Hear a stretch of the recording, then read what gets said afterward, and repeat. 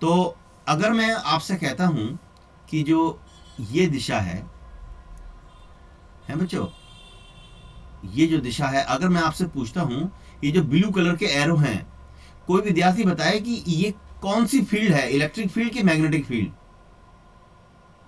Electric field. Very good, क्योंकि बेटा ये देखो j cap, electric field y axis में है, तो ये इलेक्ट्रिक फील्ड हो गई बेटा। ठीक है। अच्छा, वेव किधर जा रही है? एक्स में। तो जानते हो मैग्नेटिक फील्ड किधर होगा बच्चों?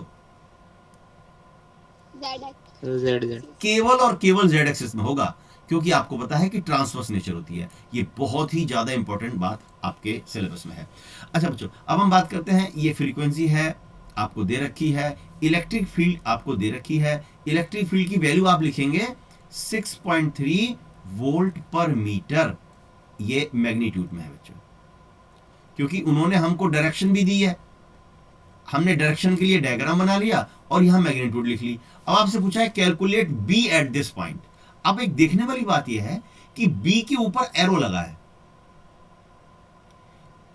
तो प्यारे बच्चों अगर वो सिर्फ बी बी लिखते तो इसका मतलब वो मैग्नीट्यूड पूछ रहे हैं, लेकिन उन्होंने लिखा बी उसके ऊपर एरो, इसका मतलब वो डायरेक्शन के साथ पूछ रहे हैं। तो प्यारे बच्चों पहले तो आप क्या करेंगे, पहले आप बी निकालेंगे। कैसे निकालेंगे? आप कहेंगे कि हम जानते हैं कि E upon B is equal to C होता है, तो बी बराबर हो गया है E अपॉन सी। अब E कितना है?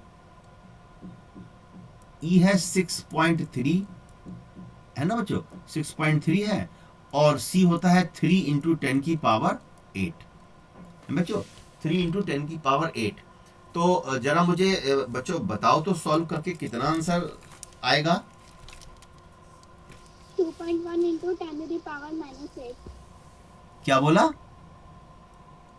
2.1 इंटू 10 की पावर माइनस 8। -8। अच्छा, वेरी गुड, इतना आएगा। और बेटा आपने इसमें एक मुझे बताया, तो इसमें आपने एक बड़ा फॉल्ट किया है, क्योंकि अच्छे बच्चे हैं तो मैं इसको बड़ा फॉल्ट बोलूंगा, कमजोर बच्चे होते तो मैं कहता चलो बेटे गुड। बताओ क्या फॉल्ट किया है आपने, मुझे सर आंसर बताओ। यूनिट लगाएंगे टेस्ला। हाँ, अच्छे बच्चों को हमेशा यूनिट लगाना है। बी है टेस्ला। अब क्या है कि बी निकल गया, लेकिन चूंकि डायरेक्शन भी पूछी थी, तो अब आप कहोगे कि भैया डायग्राम से हम देख रहे हैं ट्रांसवर्स नेचर से कि हम बी को ऐसे लिख सकते हैं 2.1, जस्ट ए मिनट,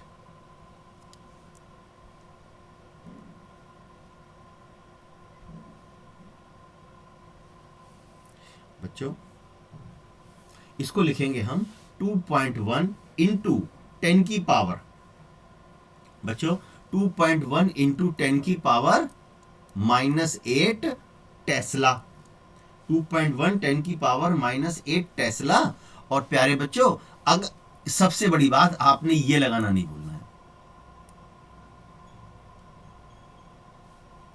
यहां पर आपने के कैप लगाना है। के कैप का मतलब स्मॉल के में बनाते हैं, ऐसे बनाते हैं, ये ऐसे छोटा के बनाते हैं, जैसे आई कैप और जे कैप, और ऐसे याद आया मुझे, के कैप ऐसे बनाते हैं।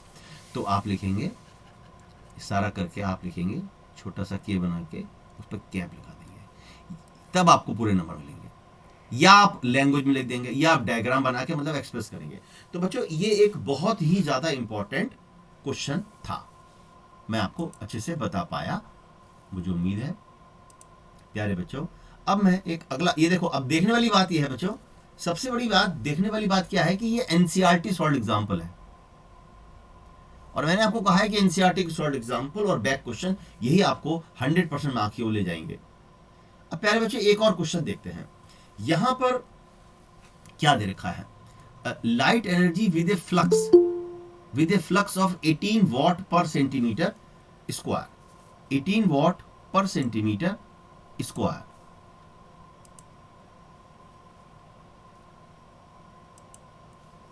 बच्चों यहां पर आप देखिए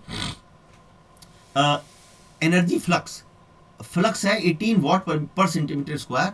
वॉट का मतलब होता है कि यह है 18 जूल पर सेकेंड और पर सेंटीमीटर स्क्वायर। बच्चों ये है फ्लक्स।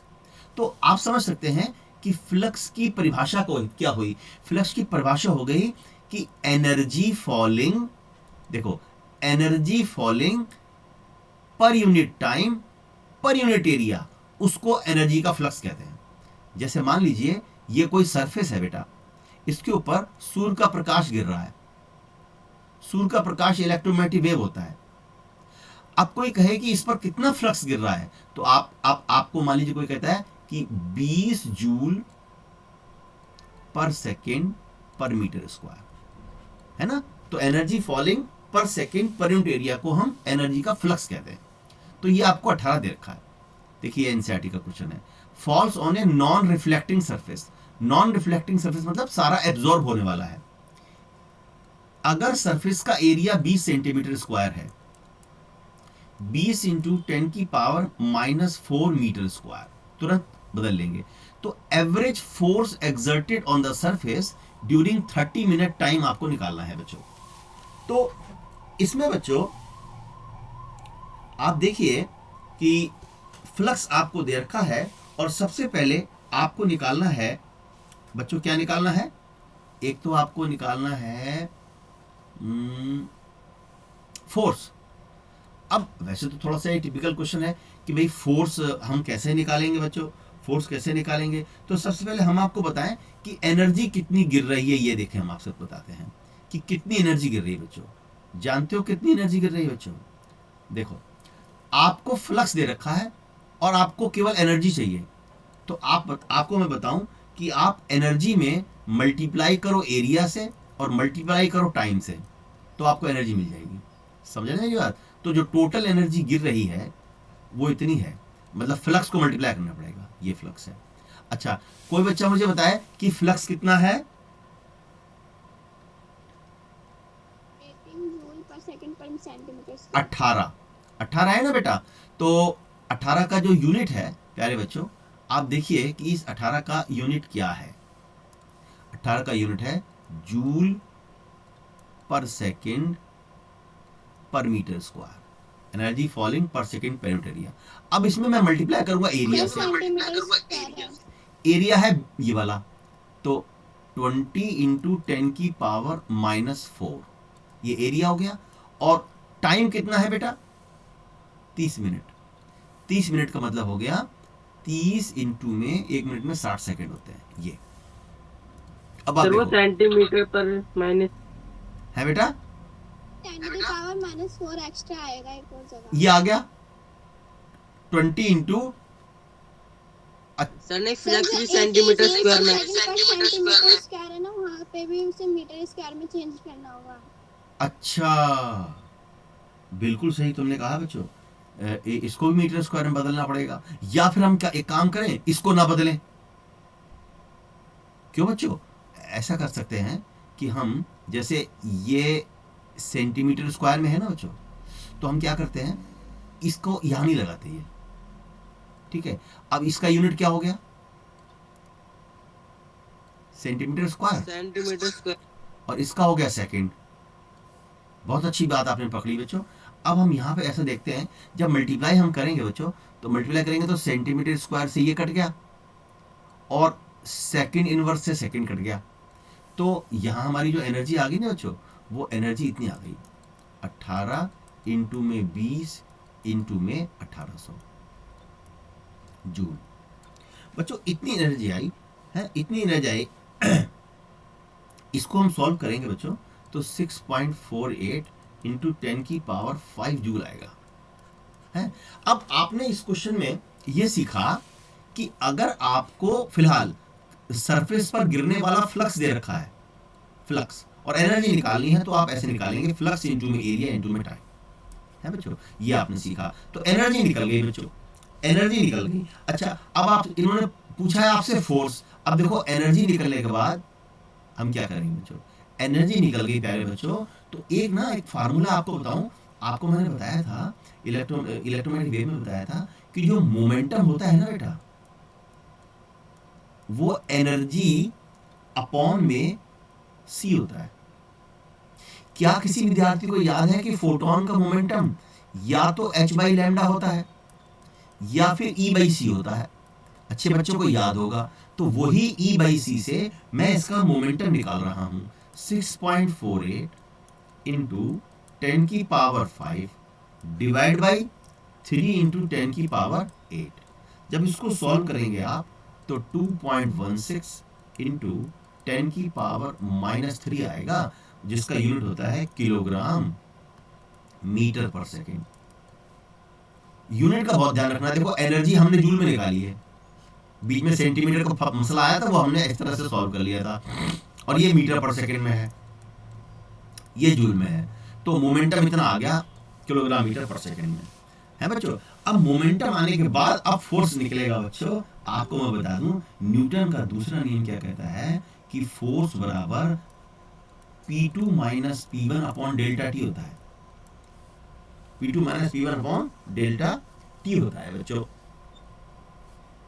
अच्छा, तो अब ऐसा है कि कोई मुझे बताए कि यहां पर जो आप मुझसे एग्री करेंगे कि इसमें ना नॉन रिफ्लेक्टिंग सरफेस है। नॉन रिफ्लेक्टिंग का मतलब है कि प्रकाश गिरा, गिरने के बाद वापस नहीं आया, सारा उसमें एब्जॉर्ब हो गया, यानी कि फाइनल मोमेंटम जो है उसका बच्चों जीरो है। तो यहां पर P2 माइनस P1 को हम फॉलिंग मोमेंटम ही ले लेंगे बच्चों, है ना। तो यहां पर हम टोटल चेंज इन मोमेंटम को, जो भी उसका मोमेंटम है वो ले लेंगे P माइनस 0, और यहां पर डेल्टा टी बच्चों। तो मोमेंटम हमारा है 2.16 इंटू 10 की पावर -3, और अपॉन में टाइम कितना है बच्चों 30 मिनट, 30 इंटू 60। तो बच्चों सॉल्व करेंगे आप तो यहां पर आपका जो फोर्स है वो 1.2 इंटू 1800 होगा वहाँ पे। है बेटा 1800 होगा, बिल्कुल ठीक, 1800 1800 होगा, और ये -6 न्यूटन आ जाएगा। ये आपका इसमें आ गया बच्चों, है ना बच्चों। तो इस तरीके से यहां पर बात हुई कि प्रकाश इलेक्ट्रोमैग्नेटिक वेव आके गिरती है, उसका मोमेंटम p है, और उसके बाद टकरा के नहीं जाती है, सारी अंदर सूख जाती है, आने वाली p, और फिर उसके बाद फाइनल मोमेंटम 0, आने वाला मोमेंटम p उसके बाद फाइनल मोमेंटम 0। तो बच्चों इतना फोर्स लगा। अब आप देखिए इस क्वेश्चन की ब्यूटी देखिए। एनसीईआरटी क्वेश्चन जो होता है ना, एक ही क्वेश्चन जो है इतना ग्रिलिंग होता है कि अगर बच्चा ढंग से कर ले एनसीईआरटी क्वेश्चन तो उसको बहुत सारा ज्ञान मिलता है। अब देखो इन्होंने क्या पूछा है। अब कहते हैं कि पहले तो उन्होंने कहा नॉन रिफ्लेक्टिंग सरफेस है, फिर कहते हैं how will your result be modified if the surface is a perfect reflector. मतलब ये वेव आई, उसका मोमेंटम p था, और टकरा के ऐसे चली गई, -p था। बच्चों, प्यारे बच्चों, ऐसे में आप सोचिए कि p माइनस -p 2p हो जाएगा, यानी कि ये फार्मूला दूसरे केस में यहां पर 2p अपॉन डेल्टा टी आएगा, यानी कि जो पहले फोर्स लग रहा था ना बेटा, उसको 2 गुना कर दो।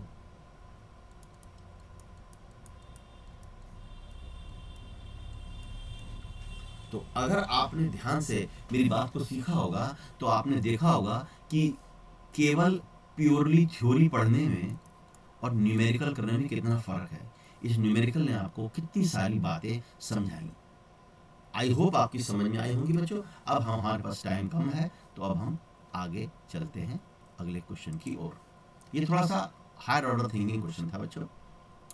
एक और क्वेश्चन यहाँ पर आप देखिए प्यारे बच्चों कि ये मैं चाहूंगा कि इसके अंदर जो है इस क्वेश्चन को आप होमवर्क में करेंगे है बच्चों, और उसके बाद नहीं आएगा तो हम हमसे पूछेंगे अगली क्लास में। बी पार्ट इसका आसान है, पहले पार्ट में आप इसको करेंगे, क्योंकि मेरा टारगेट अभी ना कुछ मुख्य क्वेश्चन कराना है जो है ये वाला है क्वेश्चन। हालांकि कुछ बच्चों को आता भी होगा, लेकिन कुछ बच्चों को नहीं भी आता होगा, इसीलिए मुझे इनको कराना है क्वेश्चन को बच्चों। ये क्वेश्चन देखिए, ये है मोस्ट इम्पॉर्टेंट, जो मैंने आपको थ्योरी पढ़ाते समय बताया था लेकिन समय अभाव के कारण नहीं करा पाया था। प्यारे बच्चों ये क्वेश्चन देखिए, a magnetic field in a plane electromagnetic wave is given by B Y is equal to, ये इक्वेशन दे रखी है बच्चों ऐसे। और बच्चों दिखाई दे रही है क्वेश्चन सारा? यस ओके ओके प्यारे बच्चों, तो हाँ, तो देखो बच्चों ये जो इक्वेशन है इसको फटाक से हम बिना टाइम वेस्ट किए स्टैंडर्ड इक्वेशन से कंपेयर कर देते हैं। स्टैंडर्ड इक्वेशन होती है b is equal to B naught sine omega t plus k x. Plus का मतलब है वेव माइनस दिशा में जा रही है और साथ में इनिशियल फेज भी आता है जो इस क्वेश्चन में 0 है। इसको हमने फटाफट से कंपेयर कर दिया बच्चों, और ये कहते हैं आपसे कि देखो बेटा, अब देखो ये जो चीज है ना बेटा, ये कोई बच्चा बताए ये क्या है?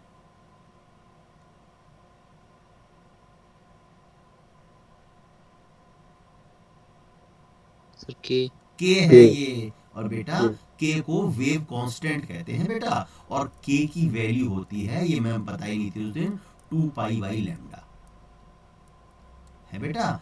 और जो ओमेगा होता है उसकी वैल्यू होती है 2 पाई बाई कैपिटल टी। समझे? ये इनिशियल फेज होता है, ये इनिशियल फेज होता है, और इस पूरे को हम नेट फेज बोलते हैं। समझे? नेट फेज बोलते हैं एट टाइम टी, ये इनिशियल फेज है।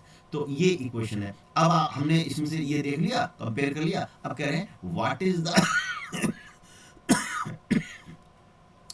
Is the wavelength and frequency. प्यारे बच्चों, ओमेगा है 2 पाई बाई टी, इसको आप ये भी लिख सकते हो 2 पाई में। वेवलेंथ एंड फ्रीक्वेंसी पूछी है, और ये भी पूछा है कि write down an expression for the electric field. अच्छा, एक और बड़ी मजे की बात बच्चों देखनी होती है कि एक्स काय में है मीटर में और टी है सेकंड में। ये बात ध्यान रखनी है। हो सकता है कि एक सेंटीमीटर में भी हो सकता है। अब given that B Y is this, तो जैसे कि आपको पता है कि हम इसको कंपेयर कर रहे हैं इस स्टैंडर्ड इक्वेशन से, कि इन्होंने पहले लिख दिया तो हम भी लिख देते हैं ओमेगा टी ऐसे। और बच्चों जो ये जो वेव है बेटा, ये जो वेव है ये इस दिशा में जा रही है। देखो ये भी देखने वाली बात है बच्चों कि ये जो वेव है ये इस दिशा में जा रही है,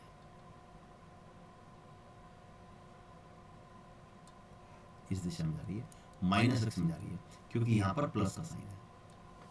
अच्छा, अब बच्चों अब हम क्या करेंगे कि हम कंपेयर करेंगे बच्चों, कंपेयर करने पर के कितना आएगा बताओ तो?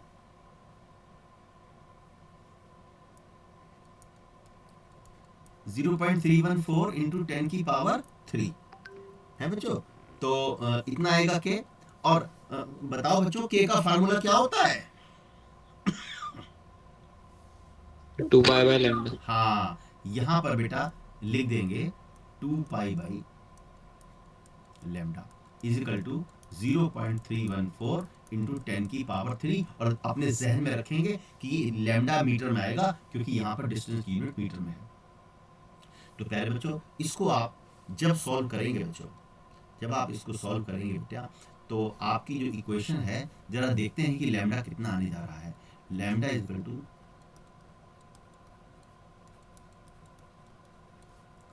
अपॉन में 2 पाई, पाई होता है 3.14 ना, तो यहाँ से इसको हम काट देते हैं। 2 पाई अपॉन में 0.314 into 10 की पावर 3। अच्छा, ये ठीक है क्या? ये डेसिमल हटा दिया, ये हटा दिया है ना, यहाँ पे 0 लग जाएगा, तो 314 से 10 टाइम्स कट जाएगा मेरे ख्याल से, है ना। तो ये 10 से ये कट जाएगा, यहाँ 2 आ जाएगा, 100/2। मेरे ख्याल से लैम्डा 50 आना चाहिए। क्या गलत हो गया बच्चों? Yes sir. 2 pi by lambda equal to 2 pi ऊपर आएगा ना। उल्टा हो गया सर यार, ये ऊपर हो जाएगा 2 यस सर। अरे यार ये उल्टा हो गया, उल्टा हो गया, तो मैंने ये उल्टा कर दिया। तो मेरा आंसर आ रहा है, मेरा आंसर आ रहा है ये 100/2, यानी कि 50 आ रहा है, और उल्टा होना चाहिए था 1/50। तो बच्चों 1/50 होना चाहिए था। सॉल्व करेंगे तो लैम्डा आएगा 1/50। अब कोई बच्चा बताए लैम्डा का यूनिट क्या होगा? मीटर। मीटर होगा। तो बेटे 0 पॉइंट, यहाँ पर 0.02 मीटर लैम्डा आ गया। ये सबसे ज्यादा आने वाला क्वेश्चन है बच्चों। अच्छा, उसके बाद इन्होंने आपसे फ्रीक्वेंसी पूछी बेटा। फ्रीक्वेंसी के लिए ये देखो, इससे कंपेयर करो, ये देखो, इसको इससे कंपेयर करो। तो बेटा गिवन है कि ओमेगा बराबर 3.14 इंटू 10 की पावर 11 ओमेगा की वैल्यू है। ओमेगा को आप लिखो 2 पाई न्यू, ओमेगा की वैल्यू है, अच्छा इसकी वैल्यू उसमें है ना, ठीक है। तो 2 पाई न्यू बराबर आ गया आपका 3.14 इंटू 10 की पावर 11।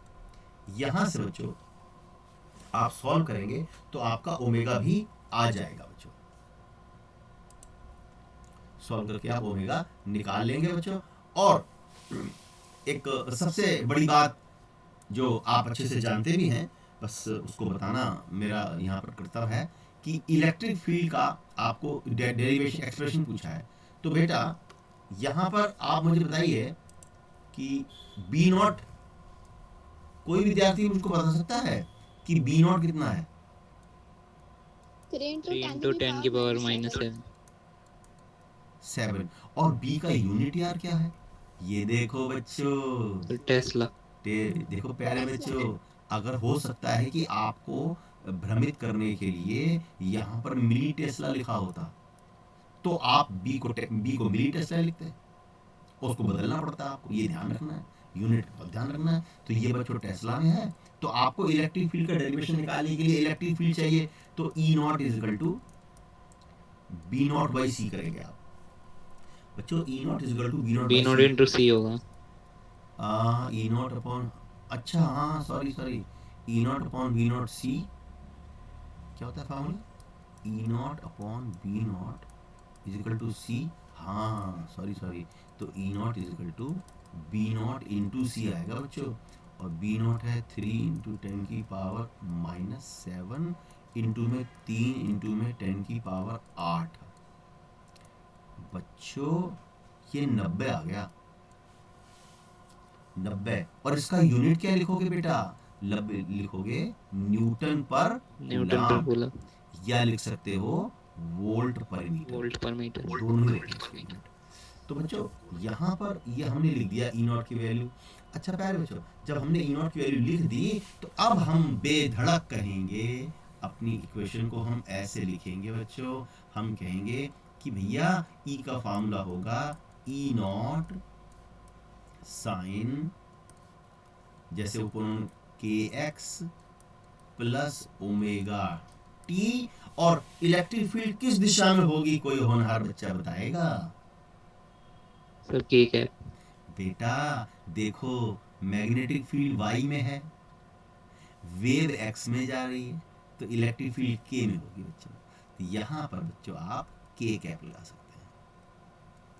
सकते हैं ना। और उसके बाद आप जो इसकी वैल्यू है वो ऐसे लिखेंगे, ई नॉट की वैल्यू आपने निकाली है, यहाँ लिखेंगे 90 के कैप साइन, और देखो ये देखो बच्चों, ये के कैप है छोटा वाला के, और कैप, और ये बड़ा के है। अब इसकी वैल्यू वही है जो दे रखी है, ये वाली, यही डालनी है।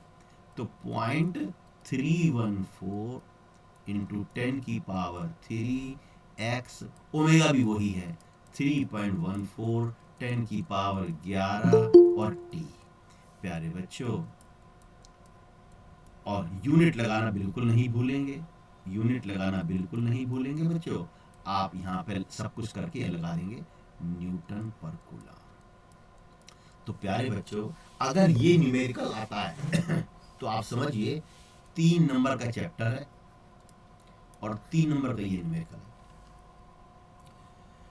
अब हुआ क्या, दिक्कत क्या है कि आपने पूरा चैप्टर कर लिया, सब कुछ पढ़ लिया, इलेक्ट्रोमैग्नेटिक वेव की प्रॉपर्टी पढ़ ली, सब कुछ पढ़ लिया और कुछ नहीं आया, ये न्यूमेरिकल आ गया।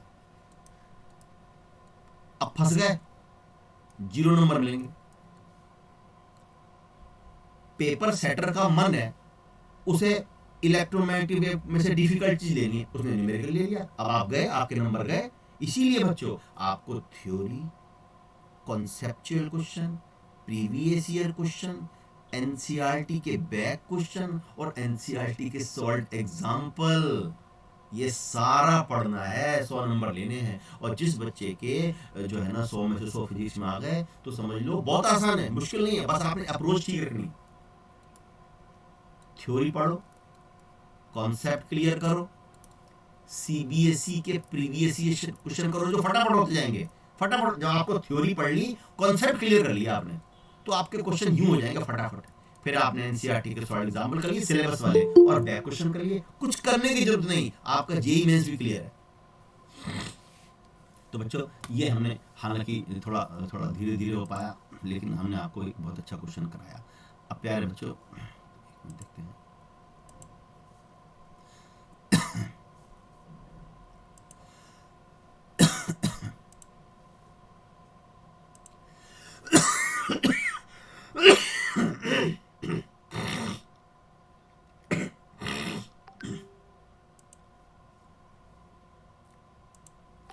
तो प्यारे बच्चों ये देखिए हमने आपको एक बहुत बेहतरीन क्वेश्चन कराया। हमारे पास अब 10 मिनट के आसपास उससे कम ही है, तो 10 मिनट के आसपास 12 मिनट है, 10 मिनट पढ़ा के छोड़ देंगे आपको बस।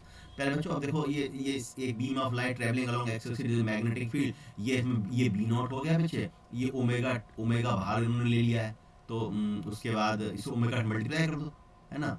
और उसके बाद कैलकुलेट मैक्सिमम इलेक्ट्रिक फील्ड और and magnetic force on A charge alpha particle, इतना मूविंग, इतने, ये मैं आपको जो है होमवर्क में दे रहा हूँ।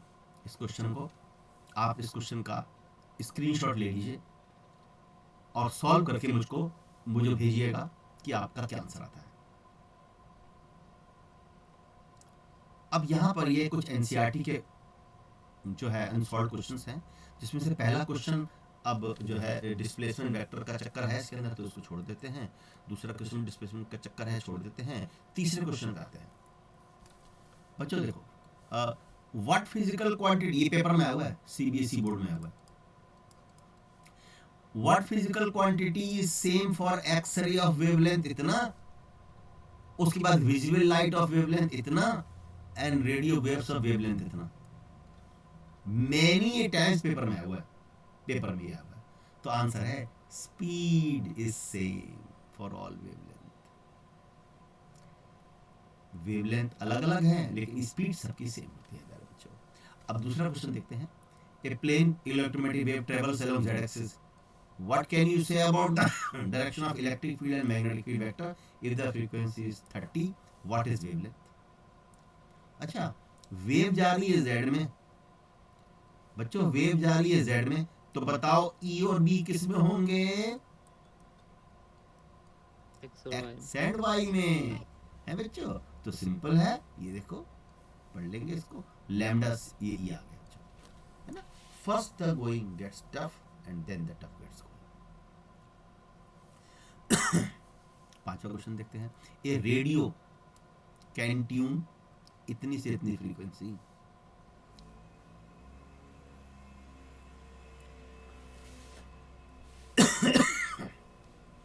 बच्चों रेडियो जो होता है ना, उसके अंदर एक ऐसा बार होता है, यहाँ पर ना वो होती फ्रीक्वेंसी, तो उसको डंडे को ऐसे घुमाते हैं तो वो ट्यून करता है। तो इन्होंने आपको फ्रीक्वेंसी रेंज दे रखी है, वेवलेंथ रेंज पूछिए, तो C बराबर, एक मिनट पानी पी लो।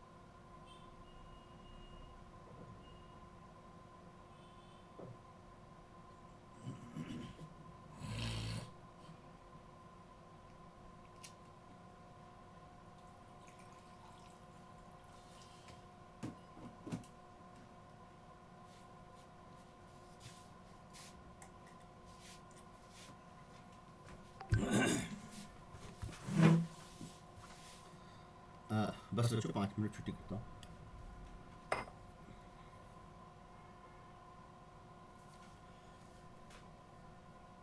ओके, तो ये पहले बच्चों ये क्वेश्चन हो गया। छठा क्वेश्चन देखिए, एक चार्ज पार्टिकल ऑसिलेट। ये क्वेश्चन पेपर में आया हुआ है। कोई चार्ज पार्टिकल जब ऑसिलेट करता है ना बेटा, उससे ये वेव बनती है, जितनी फ्रीक्वेंसी से चार्ज ऑसिलेट करता है उतनी फ्रीक्वेंसी की वेव बनती है। तो एक चार्ज इतनी फ्रीक्वेंसी से वाइब्रेट कर रहा है तो ये वेव की फ्रीक्वेंसी इतनी ही होगी। ये भी आया हुआ बोर्ड में। 7वां क्वेश्चन, ये भी आया हुआ है बहुत बार। Amplitude of magnetic field B naught दे रखा है, ई नॉट पूछा है, ये देखो निकल गया। उसके बाद 8वां, ई नॉट दे रखा है, फ्रीक्वेंसी दे रखी है। बच्चों ये देखो, ये अच्छा क्वेश्चन है। प्यारे बच्चों, जैसे कि आपको पता है कि एक यहां पर जो ओमेगा है ना बेटा, वो निकालना है, और ओमेगा की वैल्यू होती है 2 पाई न्यू, है ना। और determine omega B naught omega के lambda, find the expression for E and B. ये क्वेश्चन बहुत ज़्यादा इंपॉर्टेंट है बच्चों, इसको आप करेंगे और करके मुझको बताएंगे। इसका एनसीईआरटी स्क्रीनशॉट चाहे ले सकते हैं और करके मुझे आंसर भेजेंगे। 9 क्वेश्चन भी सेम है। 9 क्वेश्चन में कुछ इंफॉर्मेशन आपको समझनी है, उसको पढ़ेंगे 9 क्वेश्चन को। 10th क्वेश्चन इंपॉर्टेंट है, ये वाला भी आप करेंगे। और ये देखिए 11 क्वेश्चन, एडिशनल क्वेश्चन आ गए। ये एडिशनल क्वेश्चन आ गए बच्चों, लेकिन एडिशनल क्वेश्चन में भी जो है वही चीज है। देखो ये ई नॉट है, अब देखो ये वाई है। कोई विद्यार्थी बताए कि ये वेव किस दिशा में जा रही है?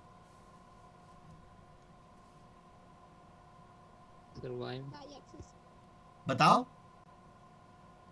Y axis sir Y axis. Minus Y, क्योंकि ये प्लस है ना इसके अंदर, तो ये माइनस वाई में जा रही है, और direction of motion minus Y है, और लैम्डा पूछा है तो लैम्डा जो है यहाँ ये के है, यहाँ से निकल जाएगा।